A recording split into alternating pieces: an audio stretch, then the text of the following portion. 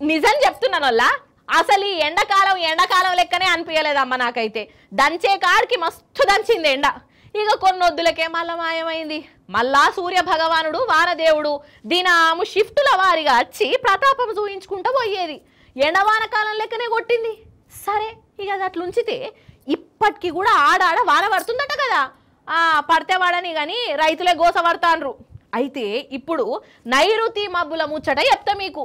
మరి అవి ఏడుదాకా వచ్చినాయి ఏంది కథ ఓ మళ్ళీ కరుచుకొని వద్దాం రాన్రి. ఫస్ట్ రైతులకు చిన్నపాటి తీపి మతలబు ఏందయ్యా అనంటే మన నైరుతి మబ్బులు ఇంకో 4-5 రోజులల్లా మన దేశంలోకి వస్తాయట.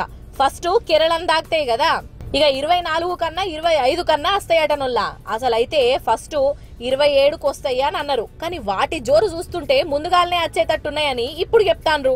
లెక్కకైతే మే అయినాక వస్తాయి కదా, జూన్ ఫస్ట్ వారంలోనన్నా 2వ వారం వచ్చేది. కానీ ఈసారి మే నెల ఒడవక ముందే వస్తున్నాయట.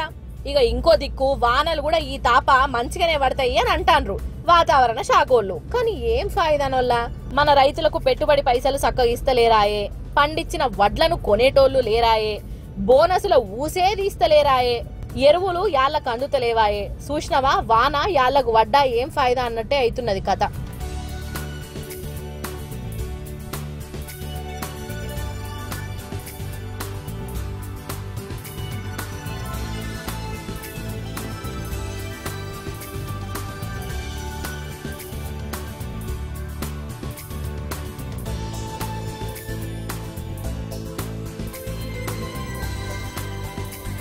అన్నట్టు ఇప్పటికి కూడా మన ఊర్లల్లా వానలు పడుతున్నాయి. లోవు చిన్నగా మెల్లగా ఏదో ఉపరితల ద్రోణట.